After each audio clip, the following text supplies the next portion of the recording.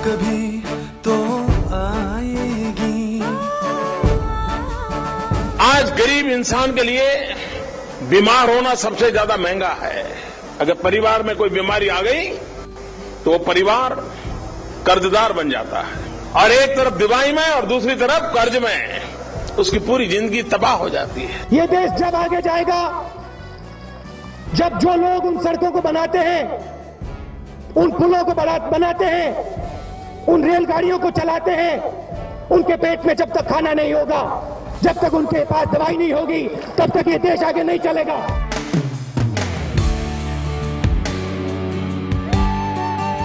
$60 million Indians are crushed into poverty each year because of unaffordable healthcare expenditure. Communicable disease और non communicable disease का जो joint problem है, ये सबसे बड़ा चैलेंज है हमारे लिए। दुर्भाग्य है हमारे यहाँ मेडिकल कॉलेज बहुत कम है, और जो है वो भी डोनेशन सिस्टम से चलने वाली साउथ में एक बहुत बड़ा नेटवर्क है।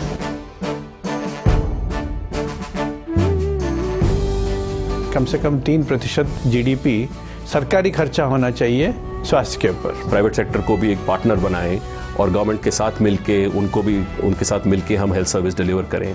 और अगर ये हमें करना है तो बहुत ज़रूरी हो जाता है कि जो हेल्थ सेक्टर की जो रेगुलेशन जो होती है, जिसे अंग्रेजी में गवर्नेंस कहते हैं, उस पर ध्यान दें।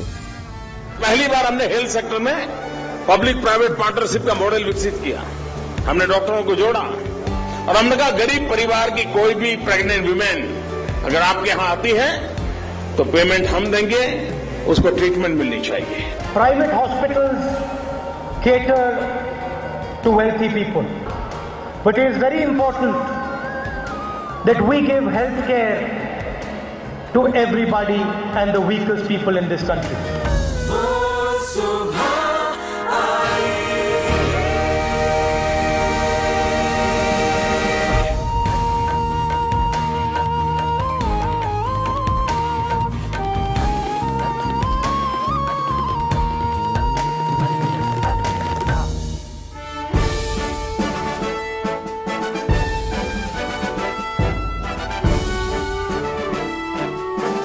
स्वागत है आपका change India and agenda for the next prime minister में। ये हमारा स्पेशल शो है और आज इसका 5वां कड़ी है इसकी। आज हम फोकस कर रहे हैं स्वास्थ्य हेल्थ सेक्टर पे। किस तरह से प्रधानमंत्री जो नए आएंगे वो नई पॉलिसीज लाएंगे जिससे हेल्थ सेक्टर में बहुत ज्यादा इंप्रूवमेंट हो, बहुत ज्यादा इससे फायदा हो।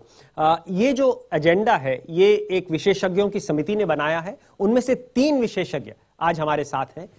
श्रीमती अंजलि नैयर, अंतर्राष्ट्रीय consulting firm Global Health Strategies की सीनियर वाइस प्रेसिडेंट हैं। Doctor Ashwini Kumar Setia, Max Health Care में गैस्ट्रोएंट्रोलॉजी के सीनियर कंसल्टेंट हैं।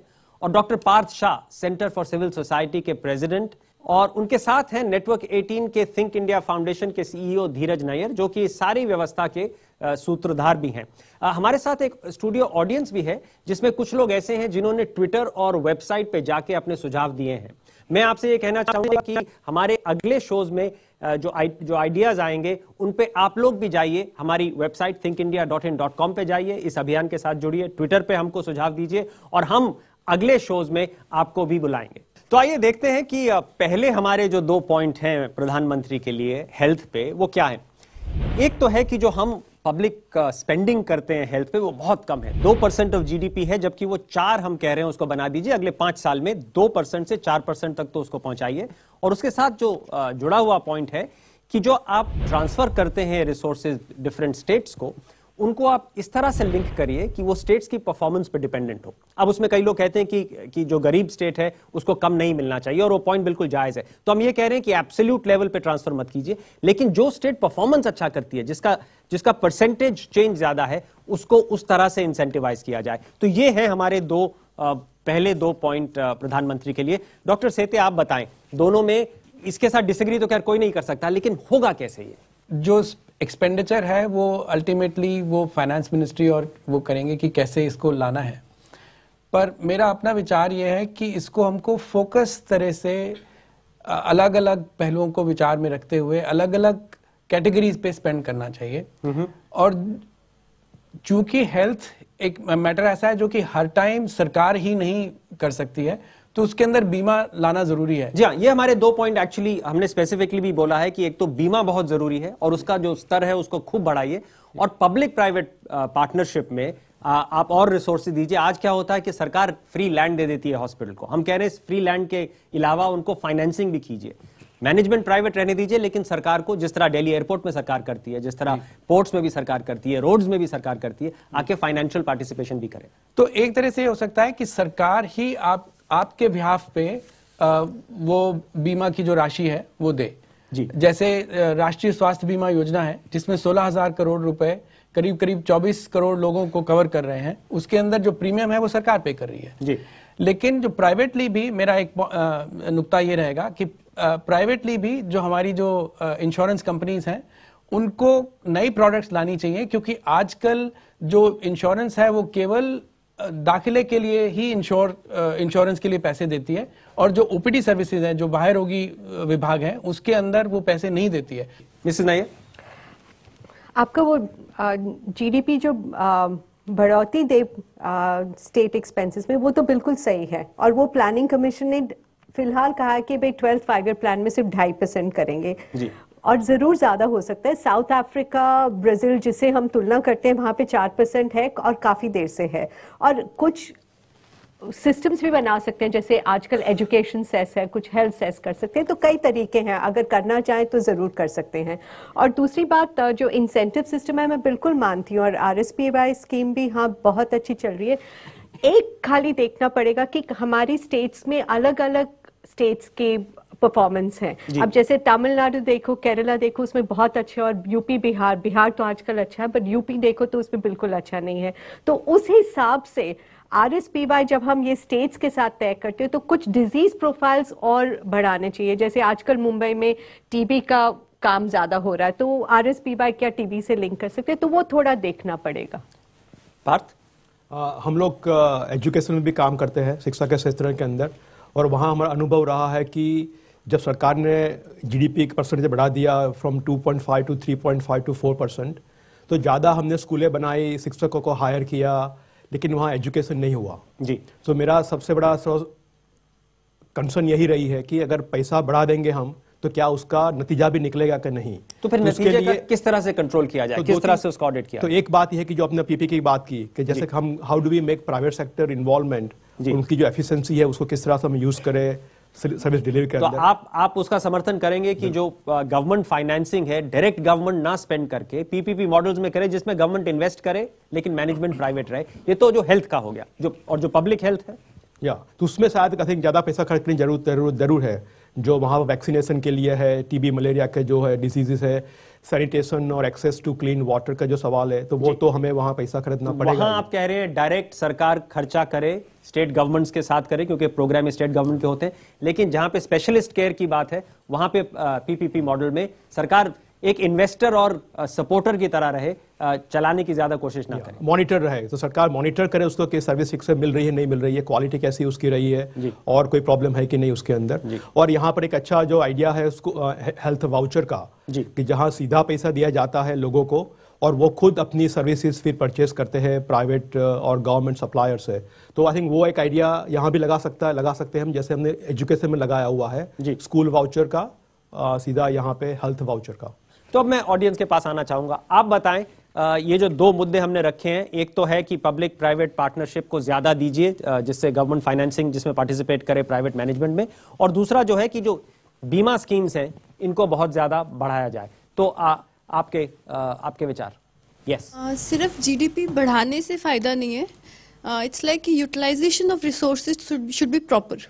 Like example in primary health centre में ऐसा ना हो कि कोई बहुत ही स्पेशलाइज्ड OT सेंटर बनाया जाए जिसका फायदा नहीं है, क्योंकि इतना MD doctors, only MBBS are there, MD doctors are not there, so there should be proper utilisation of the resources. जी, तो ऑडिटिंग और मॉनिटरिंग की जो बात हुई वो तो बहुत ही जरूरी है, बहुत ही ज्यादा जरूरी है। ये सब जो हम लोग काम करेंगे, इसके बाद क्या कोई ग्रीवेंस रिड्रेसल सिस्टम है? क्या कोई शिकायत दर्ज करने का कोई ऐसा विभाग है जहां से हमको एग्जैक्टली पता चले कि कितना काम हो रहा है और किस लेवल पे काम हो रहा है? नहीं, बिल्कुल, वो आपका पॉइंट बिल्कुल जायज है और वो आगे आता है तो उस वक्त हम आपके पास आएंगे बात करने के लिए। छोटा सा पॉइंट मैं कहना चाहूंगा कि जो प्राइवेट सेक्टर है उसके लिए कोई इंसेंटिव नहीं है कि वो प्रिवेंटिव सर्विसेज को फाइनेंस करे। तो प्राइवेट सेक्टर जो है वो क्यूरेटिव सर्विसेज यानी पेशेंट्स को ट्रीट करना वो उसके बस का है, क्योंकि वो उसमें बिजनेस देखता है, उसके अंदर उसको पैसे मिलते हैं। लेकिन जो प्रिवेंटिव सेक्टर है, जो प्रिवेंशन है, उसके लिए अलावा इसके कि सरकार पैसे खर्चे और कोई विकल्प ही नहीं है। एक बात है कि सरकार खर्च रही है, पर जो सर्विसेज, जो सहूलियत प्राइवेट सेक्टर में अवेलेबल है वो पब्लिक सेक्टर में भी होनी चाहिए। अब आप प्रिवेंशन की बात करते हैं और वैक्सीन की अगर बात करते हैं तो कई ऐसी वैक्सीन हैं जो प्राइवेट सेक्टर में अगर मेरे पास पैसे हैं तो मैं अपने बच्चे को ले जा सकती हूँ और वो वैक्सीनेशन करवा सकती हूँ, और पब्लिक सेक्टर में वो नहीं है, बल्कि कई देर बाद पब्लिक सेक्टर में अभी एक नई वैक्सीन इंट्रोड्यूस करिए। तो वो जरा फोकस देखना कि भाई इक्विटी हो दोनों तरफ। दोनों में इक्विटी हो। आपके पास आप कोई पॉइंट बोल रहे थे जी?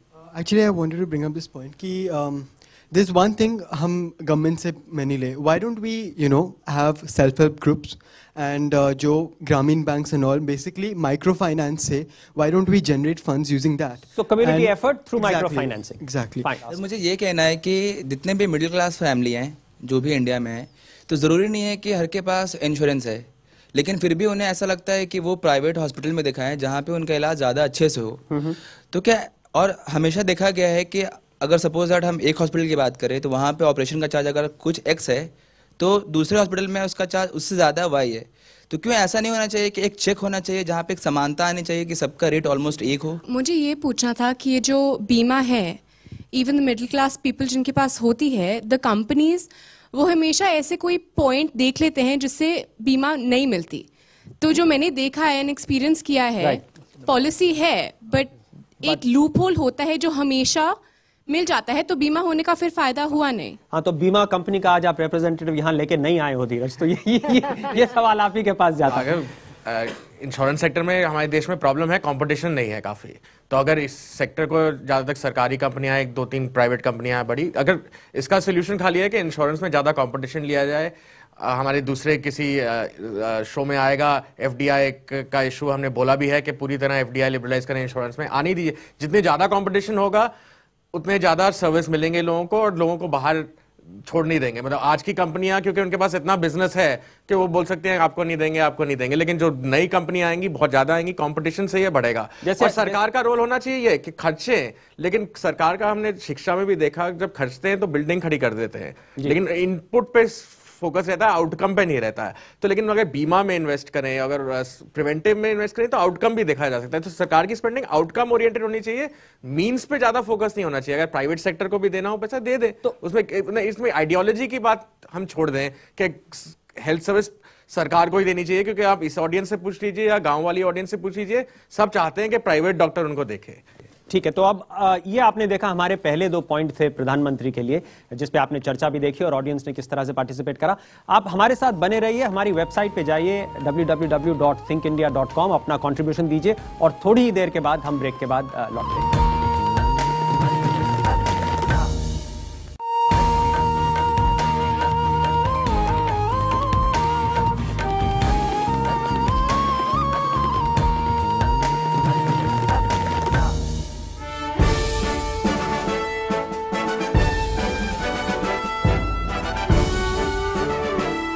Welcome back, change India an agenda for the next prime minister. और आज चर्चा का विषय है हमारा बीमार हेल्थ सेक्टर। इसको किस तरह से, कैसे पॉलिसीज के साथ इसको एक बहुत ही रोबस्ट और स्ट्रांग और हेल्थी बनाया जाए।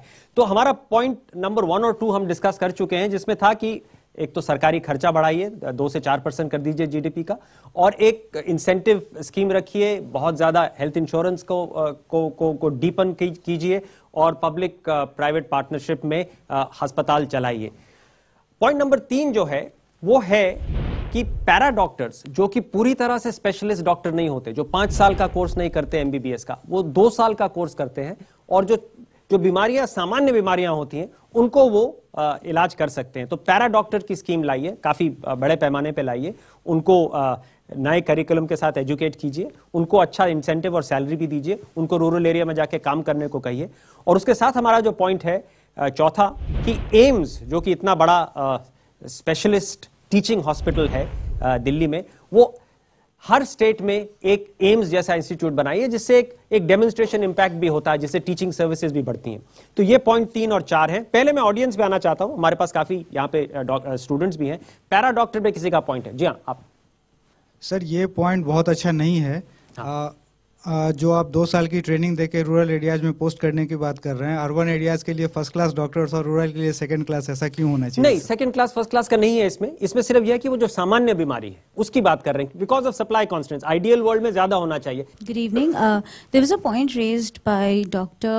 He said that some symptoms like fever sometimes is misdiagnosed as something very common. Whereas it can be a symptom for a very grave disease. So in that case, shouldn't the paradoctors only be dealing with things like wounds and cuts and rather... Very relevant question. Yes. There are lots of questions here. India में doctors कम हैं और इसीलिए पैराडॉक्टर्स का हमें ज़रूरत हो रहा है। साथ ही इंस्टीट्यूशंस भी ज़्यादा होने चाहिए। पर अगर हम साथ ही साथ रूरल एरियाज़ में लोगों को अवेयर करें कि अगर वो नॉर्मल बुखार या सिम्टम के प्रति कोई 1 या 2 स्टेप भी उठाएं तो पैराडॉक्टर्स की एफिशिएंसी, मतलब उनका काम करने की एफिशिएंसी बढ़ जाएगी। चलिए, और दूसरा पे प्रेशर भी कम होगा। ओके, आप सपोर्ट में। अब मुझे इस तरफ जाने दीजिए। जी हाँ। I don't think paradoctors will do any good because it will be like playing with lives. Okay, because so it's the same point coming over and over again. आप में से कितने मेडिकल डॉक्टर्स हैं, मेडिकल स्टूडेंट्स हैं? हाँ, काफी हैं। तो सब फुल डॉक्टर्स बनना चाहते हैं, पैरामेडिकल डॉक्टर कोई नहीं बनना चाहता। इनमें से आपका लास्ट पॉइंट है कोई?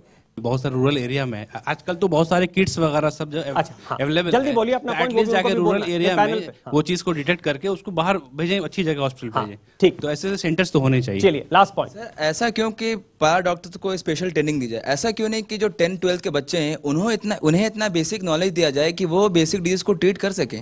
अच्छा, नॉन मेडिकल भी बेसिक दिया जाए। क्यों नॉन मेडिकल भी हो तो? जी, अकाउंटेंट भी हो तो? All right. Okay. So my question is, where would you categorize paradoctors? Being a student, a biotech student, I would like to ask, even in biotechnology, we are being taught about different diseases. Right. That is the basic knowledge that we are taught about the microbiology. You are talking about training paradoctors. Okay. Where would you categorize them? MBBS are there. Question will take to the panel. So ये देखिए, बहुत ही animated debate हुई है, कुछ in favour, कुछ not in favour. Doctor Setia, मैं जानता हूं आप इन फेवर नहीं हैं, तो इसलिए फर्स्ट वर्ड टू यू। नहीं, मेरा पॉइंट तो इन्होंने बना दिया। इन सब ने, जो मेजॉरिटी ने यही कहा, और उसका कारण भी इन सब तरह से आया है, क्योंकि जो ये जैसे ये महिला कह रही थी कि हमको उस तरह की ट्रेनिंग देनी चाहिए कि वो डिफरेंशिएट कर सके कि कैसा बुखार है। उसके लिए मैं कहता हूँ 5 साल चाहिए, 2 साल नहीं चाहिए। चलिए, मिसेस नैयर, आप you're in the opposite camp. I think मुझे लगता है सब पैरा डॉक्टर के वर्ड से थोड़े परेशान हो रहे हैं। अब आप देखिए, कई देशों में, ये इंडिया की मैंने बात करी, कई देशों में विलेज लेवल पे या कम्युनिटी लेवल पे एक नर्स होती है या ट्रेन्ड हेल्थ वर्कर होता है, उसको इतनी ट्रेनिंग दी जाती है। अब ये नहीं मैं कह रही कि 2 साल की हो या 3 साल की, पर एक करिकुलम बना सकते हैं कि इतनी एक ट्रेनिंग दे जो मिनिमम डायग्नोसिस कर सके। देखिए, सूत्रधार आप हैं, आपको डिफेंड करना है ये पॉइंट, आपने लिखा है ये point. I can also help. 3 मुद्दे हैं मेरे क्विकली। पहला मुद्दा ये है कि जो एक्सपर्ट डॉक्टर है वो भी कभी हमेशा अग्री नहीं करते एक दूसरे से। तो मैं खुद जा चुका हूं, मेरे अपने तो गो टू 5 लोगों के पास जाएंगे तो 5 का अलग अलग मंतव्य होगा कि आपको क्या हुआ, उसकी ट्रीटमेंट क्या है। तो ये बात भी गलत है कि शायद कि हम एक अच्छे डॉक्टर के पास पहुंच गए, वो हमारी ट्रीटमेंट हमारी अच्छी हो जाएगी वहां पे। तो बात बिल्कुल सही गलत है। दूसरा मुद्दा यह है कि आज लोग कहाँ ट्रीटमेंट ले रहे हैं। हम लोग तो जाते हैं प्रॉपर डॉक्टर के पास, लेकिन ज्यादातर लोग जाते हैं क्वैक के पास, तो जिसके पास कोई मेडिकल ट्रेनिंग नहीं है। आज दिल्ली में देखेंगे कि 26,000 लाइसेंस मेडिकल प्रैक्टिशनर्स है, लेकिन 40,000 से ज्यादा अनलाइसेंस मेडिकल प्रैक्टिशनर्स है। तो लोग ज्यादा वहीं जा रहे हैं। तो आप सोचिए कि उनको किस तरह से थोड़ी अच्छी सर्विस मिलेगी। तो अगर हम एमबीबीएस की राह देखते रहेंगे तो काफी सारे निकल जाएंगे उसके अंदर। तो पैरामेडिकल डॉक्टर, बैरफुट डॉक्टर, जो भी बता रहे हैं, डिप्लोमा डॉक्टर, वो is a good intermediate solution to the problem. जी, अब ये डिबेट में पॉइंट बिल्कुल इम्परफेक्ट है। तो इम्परफेक्ट सिचुएशन में ये एक तरीका है कि जो सप्लाई का जो बहुत ही बड़ा गैप है इंडिया में, उसको कम किया। चलिए, मैं इस पॉइंट से आगे मूव करना चाहता हूं, लेकिन क्विक पोल हुआ फॉर पैरामेडिक्स, हाथ उठाइए। About 40%, and obviously the others are not. So 40-60 is the state of debate, but थोड़ी biased sample है इस audience में. Medical students ज़्यादा हैं इसमें. एम्स वाला point उसमें इतना शायद उसमें सिर्फ एक supply of doctors की बात है. डॉक्टर सेठिया quickly अगर आप उसको बोलें फिर मैं point 5-6 पे जाना चाहता हूँ. मैं ये चाहूँगा कि इस तरह के जो institutes हैं, इस तरह की संस्थाएं जो हैं वो हर प्रदेश में हो, क्योंकि सेंटर ऑफ एक्सीलेंस का होना आवश्यक है. और रिसोर्सेज मिल जाएंगे, क्योंकि बात रिसोर्स पे आ जाती है, और रिसोर्स पैसे नहीं, क्वालिफाइड डॉक्टर्स, क्वालिफाइड टीचर्स बिल्कुल मिल जाएंगे अगर उनको इंसेंटिव दें. जी बिल्कुल मिल जाएंगे, क्योंकि ऐसा नहीं है कि भारतवर्ष में अच्छे टीचर्स नहीं है, अच्छे डॉक्टर नहीं है. जो इनपुट है इस समय कि हमें अपने नए डॉक्टर तैयार करने हैं और उनको हमें एक्सीलेंट रूप में ही तैयार करना है, तो मेरे विचार में इनकी आवश्यकता तो बहुत ज्यादा है. बहुत ज्यादा, और इंसेंटिवाइज करेंगे तो होगा. अब मैं पॉइंट 5 और 6 पे आना चाहता हूं. पॉइंट 5 हमारा है कि यूनियन हेल्थ मिनिस्ट्री को रिस्ट्रक्चर कर दीजिए. कई बार उसका थोड़ा फोकस डिपार्टमेंट्स बना दीजिए. और हमारा सुझाव है कि टीबी, मलेरिया और HIV, ये 3 बहुत बड़े किलर्स हैं इंडिया में, इनके सेपरेट एक वर्टिकल डिपार्टमेंट जिसमें एक्सपर्ट्स जुड़े रहे उनके साथ. और बीमारियों में भी होना चाहिए. ये 3 हमारा सुझाव है. जिस तरह से नेशनल एड्स कंट्रोल ऑर्गेनाइजेशन ने काम किया, तो एक बड़ा यूनियन हेल्थ मिनिस्ट्री जो IAS के कंट्रोल में हो, उसको ऐसे स्लाइसेस में बांट दीजिए जिसमें स्पेशलिस्ट आ जाए. और इसके साथ हमारा है कि जो कई सरकारी हॉस्पिटल हैं जो कि अच्छी तरह से काम नहीं कर रहे हैं, उनकी एफिशिएंसी बढ़ाने के लिए उनको आप प्राइवेट सेक्टर के साथ जोड़ दीजिए. नॉट फॉर प्रॉफिट मैनेजमेंट के लिए बिडिंग करके उनको पब्लिक प्राइवेट पार्टनरशिप में ले आइए. ये 2 पॉइंट है हमारे 5 और 6. मिसेस नायर, मैं ये नहीं कह रही कि स्लाइस करिए, मिनिस्ट्री को बिल्कुल स्लाइस नहीं करिए. मिनिस्ट्री के अंडर 3 डिपार्टमेंट्स होने चाहिए जो सेक्रेटरी हेल्थ को रिपोर्ट करें, ताकि उसमें कन्वर्जेंस हो, एक दूसरे से बात कर सके. और वैसे नॉन कम्युनिकेबल डिजीजेस का भी प्रोग्राम होना चाहिए. अब नेशनल रूरल हेल्थ मिशन में तो हालांकि सब कन्वर्जेंस है, पर सब अलग अलग काम करते हैं. टीबी के जो भी काम करते हैं मिनिस्ट्री में और HIV के काम करते हैं, बहुत कम बातचीत होती है. मलेरिया की तो उतनी भी कम बातचीत होती है. तो इससे ये है कि जो टेक्निकल पीपल हैं वो इंचार्ज होंगे, और वो जो गवर्नमेंट ऑफिशियल्स हैं, IAS ऑफिशियल्स हैं, उनको समझा सकेंगे. एक तो ये है. और दूसरी बात ये है कि मैं नॉन कोर सर्विसेज का मैं कह रही हूँ आउटसोर्स करें. कोर सर्विसेज जो गवर्नमेंट हॉस्पिटल्स को हम स्ट्रेंथन कर रहे हैं, इतने पैसे लगा रहे हैं, तो कोर सर्विसेज तो वहां मिलनी चाहिए ना. बात मेरा ख्याल है कि अगर हम मिशन मोड पे काम करें, मतलब कि जो हमारे बड़े डिसीजेस है, जैसे बताया आपने HIV है, मलेरिया है वगैरह, तो डिपार्टमेंट के बजाय उसके मिशन किए जाए, मिशन मोड में उसका काम किया जाए उसके ऊपर, जहाँ इंडिपेंडेंट अथॉरिटी उसकी होगी, जिनका फिक्स टारगेट होंगे वगैरह, ताकि उनको आप मॉनिटर कर पाए, देख पाए कि वो कहीं सही में काम हो रहा नहीं हो रहा है. तो आई थिंक वो ज़्यादा मुझे अच्छा लग रहा है कि इस तरह से हम ज़्यादा अच्छी तरह से उसको हल कर पाएंगे. दूसरा एक बात सही है जो बताइए पहले कि हमें एक्सपर्ट्स जो है, हेल्थ एक्सपर्ट्स, उसको ज़्यादा इन्वॉल्व करना चाहिए गवर्नमेंट एजेंसी और मिनिस्ट्री के अंदर. वो आज नहीं हो रहा है. जो आज जो डिसीजन मेकिंग प्रोसेस जो चल रहा है वो एक्सपर्ट के बिना चल रहा है. तो आई थिंक ये बात तो बिल्कुल सही है कि हम ज़्यादा उनको अंदर लाए. डॉक्टर सेठी, मेरे विचार में इशू जो है वो फोकस का है. अगर जो जानलेवा बीमारियां हैं उनके ऊपर हम फोकस करें, रास्ता चाहे कुछ भी हो, और उसमें अगर मान लिया हम एक्सपर्ट्स की इन्वॉल्वमेंट ज्यादा हो, तो फोकस की वजह से वो उसको हम एड्रेस कर पाएंगे उन सब बीमारियों को. और दूसरा पॉइंट, मैं इस पब्लिक प्राइवेट पार्टनरशिप की बहुत ज्यादा फेवर में हूँ, क्योंकि हम जो एक्सपर्टीज मान लिया प्राइवेट सेक्टर में उपलब्ध है, चाहे वो ट्रीटमेंट है, चाहे वो इवन अदर कोर सर्विसेज हैं, तो उनको हम उनसे ले लें. जैसे मैंने पहले भी कहा कि जो उसके फाइनेंशियल्स हैं, वो उसका कोई ना कोई रास्ता अपने आप उपाय निकल जाएगा. उसमें कोई इतनी ज्यादा इनसरमाउंटेबल प्रॉब्लम नहीं है. वो एक ऑडियंस पोल में लेना चाहता हूं, कौन आप में से कितने इन फेवर हैं कि जो सरकारी अस्पताल हैं जो ठीक से नहीं चल रहे हैं उनको पब्लिक प्राइवेट पार्टनरशिप में लाके मैनेजमेंट को आउटसोर्स कर दिया जाए? तो ये तो नियरली 100% हो गया है. तो प्रधानमंत्री के लिए ये तो अनिवार्य है कि ये जो सपोर्ट वो देख रहे हैं तो उसको वो सुने. आप हमारे साथ बने रहिए. छोटे से ब्रेक के बाद हम आते हैं. तब तक आप हमारी वेबसाइट thinkindia.in.com पे जाइए और अपने सुझाव वहां दीजिए.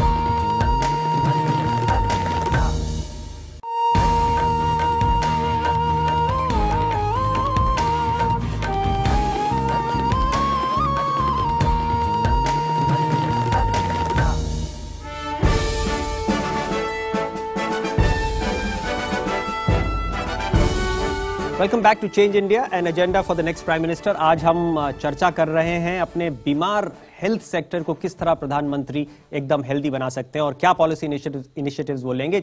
6 इनिशिएटिव्स हम उन्हें दे चुके हैं। अब हम आते हैं अपने 7वें इनिशिएटिव पे, और 8वें और 9, 7, 8, 9 जो हैं वो तीनों हैं रेगुलेटरी स्ट्रक्चर से रिलेटेड। तो मैं तीनों पढ़ देता हूं और फिर पैनल के पास जाऊंगा। एक तो है कि जो मेडिकल काउंसिल ऑफ इंडिया है उनकी जो हेल्पलाइन है वो उनको 24 आवर रखनी चाहिए, और उसकी मॉनिटरिंग और ट्रांसपेरेंसी एकदम हाईएस्ट लेवल की होनी चाहिए, जिससे कि जो भी कंप्लेंट आती है उसका जल्दी से वो सुलझाई जाती है और लोगों को पता चलता है कि जो मैंने कंप्लेंट करी है उसका स्टेटस क्या है। ये पॉइंट जो अगर आप हमारा सीरीज फॉलो कर रहे हैं तो ये पॉइंट ऑन ई गवर्नेंस हर सरकारी डिपार्टमेंट में आ रहा है। तो ये शायद प्रधानमंत्री के लिए एक नंबर 1 एजेंडा होगा amongst the other things that he has to address, कि किस तरह से ई गवर्नेंस को इतना बढ़ाया जाए।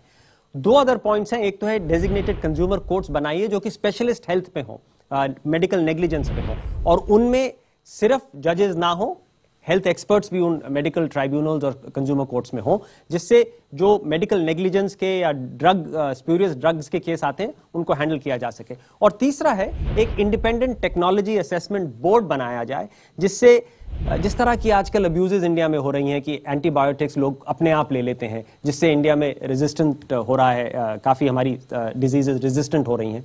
तो और किस तरह के डायग्नोस्टिक बेंचमार्क होना चाहिए, कितने एक्सरे करने चाहिए, कितने कैट स्कैन होने चाहिए एक हॉस्पिटल में पर पेशेंट वगैरह, ये सारे स्टैंडर्ड जो हैं वो बोर्ड बनाए। तो ये हमारे 3 रेगुलेटरी रिकमेंडेशंस हैं। मैं पहले डॉक्टर सेतिया के पास जाऊंगा और फिर अपने पैनल के दोनों एक्सपर्ट्स के पास। जो पॉइंट 7वां और 8वां है मैं उसको इकट्ठा लेना चाहूँगा। मेडिकल काउंसिल ऑफ इंडिया की जो आपने वेबसाइट की बात करी बिल्कुल उचित है, और मैं इसके पूर्ण रूप से इससे सहमत हूँ कि वो 24 घंटे चलनी चाहिए, और वेबसाइट पे लाने से ट्रांसपेरेंसी भी आ जाएगी। मेरा मानना ऐसा है कि अगर हम मेडिकल काउंसिल ऑफ इंडिया को कुछ लीगल अधिकार दे दें, तो जो डॉक्टर्स के खिलाफ जो कंप्लेंट्स हैं जो वो वैसे सेटल करती हैं लेकिन उनको कोई मुआवजा नहीं दिला पाती हैं, तो वो दिलाना आसान हो जाएगा और डुप्लीकेशन ऑफ वर्क कम हो जाएगा। यानी वही चीज अगर कंज्यूमर कोर्ट करता है और वही एमसीआई कर दे अपने डिफरेंट चैप्टर्स के थ्रू, तो वो बहुत ज्यादा आसान बात हो जाएगी। एक आर्बिट्रेशन मैकेनिज्म सा बन जाता है। एक आर्बिट्रेशन मैकेनिज्म बन जाता है, और आप ध्यान रखिए कि उस समय वहां पे एमसीआई में एक्सपर्ट्स हैं। ये लाइफ और डेथ और डिजीज जो है वो बहुत टेक्निकल सब्जेक्ट है, उसको नॉन डॉक्टर्स बता पाना कि क्या गलत है क्या सही है वो बड़ा थोड़ा मुश्किल का काम है। ज्यादातर कंप्लेंट्स जो हैं वो नेग्लिजेंस की कंप्लेंट्स इसलिए आती हैं कि परसेप्शन वो होती है कि ये नेग्लिजेंट हुआ। कोई भी बीमार ठीक होना चाहता है, मरना नहीं चाहता है। जब उसके अभिभावक ये देखते हैं कि पेशेंट ठीक नहीं हुआ या मर गया, जो कि एक नॉर्मल सी बात है, हो जाता है बहुत बार, तो वो सोचता है कि ये डॉक्टर की लापरवाही की वजह से। ये एक्सपर्टीज इसमें बहुत जरूरी है। This can not be like any other कि आपका टीवी खराब हो गया या आपका वो, it can be a consumer complaint like that. तो ये तो बहुत भारी डिबेट है इस इशू पे। और कोई पॉइंट आपका? जी, पॉइंट मेरा ये था कि अगर मान लिया हम इस तरह के ये टीथ दे देते हैं इनको एमसीआई को, तो जो कंज्यूमर कोर्ट है जो बहुत ओवरबर्डन है आज, स्पेशली मेडिकल नेग्लिजेंस की कंप्लेंट्स के अगेंस्ट, उनका भार बहुत कम हो जाएगा। Right, Mrs Nair? मैं बिल्कुल सहमत हूँ, और जो भी आप कह रहे हैं बिल्कुल सही कह रहे हैं। मैं थोड़ा सा पीछे हटना चाहती हूँ और पूरे रेगुलेशन के बारे में कहना चाहती हूँ। हमारे जो सिस्टम में एक प्रॉब्लम ये है हेल्थ सेक्टर में कि जो रेगुलेटरी रिकमेंडेशंस जो आती रही हैं वो पूरी तरीके से नहीं हुई हैं। और ये नहीं कि भाई कोई बाहर के तंग है, खुद मिनिस्ट्री के ऑफिशियल्स भी काफी परेशान है कि रेगुलेटरी सिस्टम नहीं स्ट्रेंथन हो रहा। और रेगुलेटरी सिस्टम हमारा बहुत बटा भी हुआ है, और बटा हुआ है, कई कुछ दूसरी मिनिस्ट्री में है, कई कुछ मिनिस्ट्री में, और पॉलिटिक्स की वजह से एक मिनिस्ट्री के अंडर नहीं आ सकते हैं। जो हेल्थ से जो स्वास्थ्य से जुड़े हुए हैं वो स्वास्थ्य मिनिस्ट्री के अंडर होने चाहिए सारे। तो कुछ रेगुलेटरी रिकमेंडेशंस हैं वो बिल्कुल ठीक करनी चाहिए। अब जैसे आजकल हमारी रिसर्च क्लिनिकल ट्रायल्स के ऊपर बहुत शोर शराबा है, लेकिन अगर हम स्ट्रेंथन नहीं करेंगे तो शोर शराबा से ये तो नहीं है कि हम रिसर्च बंद कर देंगे। अगर रिसर्च बंद कर देंगे तो हमको सस्ती दवाइयां, वैक्सीन नहीं मिलेंगी। ये जो इंटरमिनिस्ट्रियल इशू, ये भी जैसे ई गवर्नेंस का इशू है, ये इंटरमिनिस्ट्रियल इशू भी हमारे सारे एजेंडा में दिखाई देता है, और इसके लिए प्रधानमंत्री को अपना अथॉरिटी स्टैम्प करनी पड़ेगी। बिल्कुल, और उनको जो है पूरा स्ट्रीमलाइन करना पड़ेगा, और जो नई रास्ते में आता है तो उसको लिटरली स्टीम रोल करना पड़ेगा। कहें तो नवा पॉइंट पे मैं एक छोटा सा टेक्नोलॉजी असेसमेंट बोर्ड पे, इस बोर्ड की स्थापना से पहले मेरे विचार में हम लोगों का, हम मतलब डॉक्टर्स का ये दायित्व है कि हम कुछ गाइडलाइंस बना के उसके अकॉर्डिंग काम करें, कि जो एंटीबायोटिक्स का इनडिस्क्रिमिनेट यूज नहीं हो। फॉर एग्जांपल जो आप रेगुलेटरी बात कर रहे हैं वो तो ठीक है, लेकिन सेल्फ रेगुलेशन भी आवश्यक है जी। और दूसरी चीज ये है कि over the counter sales of medicine should be completely banned. जी पार्थ, आई थिंक काफ़ी कुछ अच्छी बातें बताई गई यहाँ पे। मैं कहूँगा एक बात यह है कि जो इंडियन मेडिकल काउंसिल है उसकी जो डिसिप्लिनरी कमेटी जो है उसमें ज़्यादातर डॉक्टर ही बैठे हुए हैं। तो उसमें क्या होता है कि डॉक्टर खुद तय करते हैं कि किसी डॉक्टर को पनिश करना है कि नहीं करना है, उनके माल प्रैक्टिस हुई कि नहीं हुई। तो आई थिंक एक बड़ा चेंज वहाँ में लाना चाहिए कि ऑर्डिनरी सिटीजन्स जो है उसको वो भी वहाँ मेंबर बने, उनकी मेजॉरिटी हो उसके अंदर। Of course we need the experts. मैं थोड़ा असहमत हूँ यहाँ पे, मान लिया मैं डॉक्टर हूँ लेकिन मैं असहमत हूँ। क्या आप जजेस के लिए, जब जजेस को जज करने की बात आती है तो क्या आप ऑर्डिनरी सिटीजन वहाँ बैठाते हैं? बिल्कुल बिल्कुल, हर जगह बैठाते हम। आप चाहेंगे कि जो बिल्कुल आप चाहें कि जो मीडिया की हमने जो बताई है ब्रॉड बेस्ड हो जाता है, जैसे मीडिया रेगुलेटरी अथॉरिटी जो बनाई हमने उसके अंदर खाली मीडिया वाले नहीं बैठते हैं। अगर वो ही वहाँ बैठेंगे तो फायदा क्या होगा? मीडिया वाले बैठाते नहीं हो। बिल्कुल। अगर आप समझे कि ट्राई जो है हमारी टेलीकॉम रेगुलेटरी अथॉरिटी है, अगर वहाँ टेलीकॉम कंपनी के वाले ही वहां बैठे होते तो फिर क्या रेगुलेट करते वो लोग, राइट? तो एक सिविल सोसाइटी वॉइस और बैलेंस आता है। ये इंडिपेंडेंस रेगुलेशन की बहुत ही बड़ी एक मुद्दा इंडिया के अंदर। थोड़ा जैसे जूरी सिस्टम होता है अमेरिका में कि टेक्निकल जज भी बैठते हैं, टेक्निकल आर्ग्यूमेंट्स होनी चाहिए दोनों तरफ से, और लेकिन आम आदमी कुछ होने चाहिए जो फाइनल टेक्निकल आर्ग्यूमेंट के बेसिस पे फाइनल डिसीजन। और ये आम आदमी भी इवॉल्व इंटेलिजेंट माइंड्स। बिल्कुल बिल्कुल। मतलब डॉक्टर को हम बाहर नहीं रखना चाहते, डॉक्टर की एक्सपर्टीज बहुत जरूरी है, लेकिन थोड़ा अगर चेक एंड बैलेंस हो किसी भी सिस्टम में तो बेहतर चलता है। और ड्रग्स के बारे में एक आई थिंक जो एक प्रयोग जो किया गया है कुछ कुछ देशों के अंदर, वो काफी आई थिंक अच्छा प्रयोग वहां हुआ है कि कंज्यूमर को खुद को पावर दिया जाए कि ड्रग सही है कि नहीं है। तो उन्होंने क्या किया है वहां पे कि अगर आप जो ड्रग जो बाय करते हैं उसके पे जो स्ट्रिप होती है उसमें एक बारकोड होता है, नंबर लिखा हुआ होता है। अगर आप वो नंबर पंच करके भेजेंगे सेल फोन के द्वारा किसी कॉमन नंबर को, तो वहां से जवाब मिलेगा आपको कि वो ड्रग सही मायने में उसी कंपनी ने मैन्युफैक्चर की है कि नहीं की है। तो ये एक बिल्कुल एक अच्छी सिस्टम है जहां हम पूरी बाईपास करके सिस्टम को और कंज्यूमर को एम्पावर कर सकते हैं। टेक्नोलॉजी यूज करिए कि हेल्थ का, जैसे डॉक्टर सेतिया ने कहा, लाइफ और डेथ के मामले होते हैं, तो इसलिए प्राइवेट सेक्टर और सब तो आना चाहिए, लेकिन इसलिए रेगुलेशन भी स्ट्रांग होना पड़ेगा क्योंकि लाइफ एंड डेथ की बात है और इसमें खिलवाड़ नहीं हो सकता। बिल्कुल। तो ये आपने देखा कि रेगुलेटरी रिफॉर्म के लिए बहुत कुछ करना पड़ेगा। टाइम मेरे पास थोड़ा कम है। पॉइंट नंबर 10 पे मुझे जाना है। पॉइंट नंबर 10 सुनने में बहुत ही आसान लगता है, लेकिन सीरियस पॉइंट है क्योंकि कई पब्लिक हेल्थ इश्यूज इससे रिलेटेड है कि हमारी कंट्री में पब्लिक टॉयलेट्स नहीं है। तो हमने सुझाव दिया है कि 500 लोगों, हर 500 लोग पे एक पब्लिक टॉयलेट होना जरूरी है, और इस तरह से स्टेट्स को इंसेंटिवाइज सेंटर करे कि वो आके पब्लिक टॉयलेट बनाए। तो एक्सपर्ट से पूछने से पहले मैं अपने ऑडियंस से पूछना चाहूंगा कि पब्लिक टॉयलेट्स को लेके जो अभियान होना चाहिए वो कैसे हो? क्या हमारे देश में पब्लिक टॉयलेट्स को लेके एक बहुत बड़ा व्यापक अभियान छेड़ने की जरूरत नहीं है? बिल्कुल है, लेकिन ये बताएं कैसे हो, क्योंकि टाइम बहुत कम है मेरे पास। जी हाँ, अभियान तो जैसे इंदिरा आवास योजना है, तो उसके साथ साथ हम पब्लिक टॉयलेट्स की भी स्कीम अगर हम लिंक कर दें। एक आवास योजना। Yes the lady there. मेरा क्वेश्चन ये है कि अगर हम पब्लिक टॉयलेट्स को बना लेते हैं, that is okay, but if public toilet का मतलब ही सैनिटेशन होता है, अगर वो ही क्लीन नहीं रह पाए तो सैनिटेशन का पूरा उनकी मेंटेनेंस और क्लीनलीनेस बहुत जरूरी है। मेरा पॉइंट यही है कि आज भी हम देखते हैं कि लोग स्ट्रीट को ज्यादा प्रेफर करते हैं than using the public toilet, and ये इसलिए इसमें लोगों की अवेयरनेस बढ़ाना, उनकी एजुकेशन होना भी बहुत जरूरी है। एक और चीज ये भी मैं बोलना चाहूंगा, क्यों आप देखते हैं अगर मेट्रो स्टेशन का ही एग्जांपल है, वहाँ गार्ड्स हैं और वो सब हैं, तो कहीं ना कहीं एक डर है हमारे अंदर कि अगर हम पेनल्टी हमें देनी पड़ेगी कि हम अगर उसको साफ रखेंगे। हाँ जी, तो थोड़ा हमने भी कुछ इनिशिएटिव। तो मेट्रो का एक तो आप कह रहे हैं गार्ड्स है, दूसरा एक और पॉइंट था कि मेट्रो का क्यों एफिशिएंट क्यों है?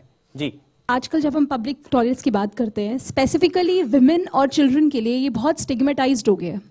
या तो उसके गेट बहुत ही ऐसे पीछे झाड़ियों के कोने पे होते हैं कि उनके लिए वहां पे जाना is not accessible, and you will always find some antisocial elements which are sitting around them, around those toilets. Right. So that makes it an even bigger problem. So I think we've heard almost everybody. Let's come straight to you. आपने जो कहा है कि बिल्कुल war footing पे लेना चाहिए। अब आप अगर राइट टू एजुकेशन एक्ट ही देखें, अगर बेसिक चले जाए, वहाँ पे उसमें लिखा हुआ है कि हर एक स्कूल में लड़की के लिए और लड़के के लिए टॉयलेट्स अलग होने चाहिए, पर बहुत कम स्कूल्स में होते हैं। तो ये तो लिटरली एक मिशन मोड पे ले जाना पड़ेगा और हर जगह पे बनाना पड़ेगा। तो अगर मान लीजिए सरकार ने फंडिंग भी इसके लिए ऑर्गेनाइज कर ली, क्योंकि सरकार के पास बहुत रिसोर्सेज होते हैं, उसके बाद क्या करने की जरूरत है? उसके बाद हर एक लेवल पे आप अर्बन के लिए अलग सा सिस्टम होना चाहिए, रूरल के लिए अलग सा सिस्टम होना चाहिए। अब रूरल क्या डिफरेंसेस होंगे? डिफरेंस ये होगा कि रूरल में आप विलेज में जाएंगे, अब जैसे नेशनल रूरल हेल्थ मिशन के अंडर एक विलेज हेल्थ और सैनिटेशन कमेटी है, उनको 10,000 हर साल में पैसे मिलते हैं। उसमें से उनको सिखाना पड़ेगा कि भाई थोड़े पैसे आप टॉयलेट हम बना देते हैं, थोड़े पैसे आप यूज करिए उसको मेंटेन करने के लिए। और एक विलेज में एक टॉयलेट तो काफी नहीं होगा, कम से कम मैं सहमत नहीं हूं कि 500 लोग के लिए एक हो, मुझे कम से कम 100 लोगों के लिए एक टॉयलेट। तो आपने तो 5 गुना इसका बढ़ा दिया है। बिल्कुल बढ़ा दिया, क्योंकि आप देखिए 60 साल हो गए हैं, अगर अभी तक हम बेसिक क्लीन वाटर और टॉयलेट्स नहीं प्रोवाइड कर सके तो ये तो बहुत बात है। और आजकल तो टेक्नोलॉजी ऐसे कि कई तरह के टॉयलेट्स हैं, ये नहीं कि सिर्फ रनिंग वाटर चाहिए और ज्यादा रनिंग वाटर चाहिए, कई तरीके से हम टॉयलेट्स ले सकते हैं और कई पब्लिक प्राइवेट इंसेंटिव्स और मार्केट फोर्सेस से सस्ते टॉयलेट्स मिल सकते हैं। सो लास्ट पॉइंट पे to the panel, doctor Setia. मेरे विचार में हमें इसमें कॉर्पोरेट्स को इन्वॉल्व करना चाहिए, जो अपनी कॉर्पोरेट सोशल रिस्पॉन्सिबिलिटी के तहत इस मुद्दे पे पैसे खर्चें और टॉयलेट्स बनाएं और उनका रख रखाव रखें, क्योंकि उनके पास रिसोर्सेज ऐसे हैं। तो मेरे ये हो जाना चाहिए, मेरे इसमें कोई दिक्कत वाली बात है नहीं। हाँ, 2% अगर उनको अपना प्रॉफिट स्पेंड करना है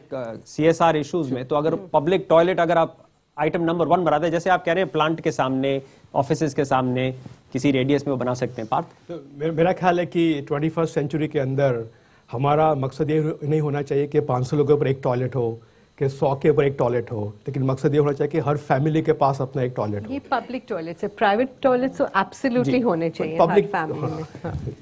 तो दोनों चाहिए, पब्लिक तो खैर चाहिए। धीरज, आप इसको समाप्त कीजिए, क्योंकि अब प्रधानमंत्री के पास पूरे 10 पॉइंट पहुंचने वाले हैं। हाँ, ये वाला पॉइंट तो सबसे कम कंटेंशियस है। हेल्थ हमने स्वास्थ्य में देखा है कि काफी पॉइंट पे डिबेट हुई है, इसमें तो कोई डिबेट है ही नहीं। इसमें तो किस तरह करना है इसमें तो हाँ, लेकिन अगेन जैसे सुलभ जैसे इंस्टीट्यूशंस हैं जो टॉयलेट बनाते हैं, मेंटेन करते हैं, तो इसमें भी सरकार को अपने आप करने की जरूरत नहीं है, पैसा दें, लेकिन बाहर के लोग, एजेंसीज, बाहर की कंपनियों को बोल सकते हैं बनाने के लिए।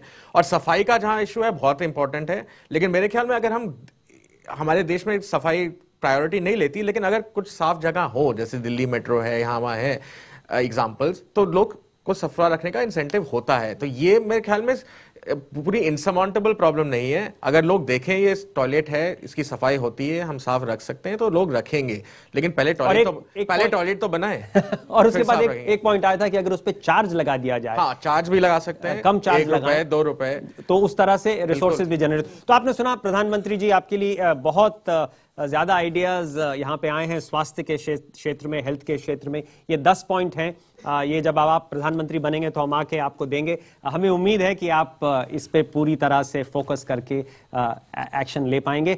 जाने से पहले देखिए ये 10 हमारी पॉलिसी इनिशिएटिव्स क्या हैं।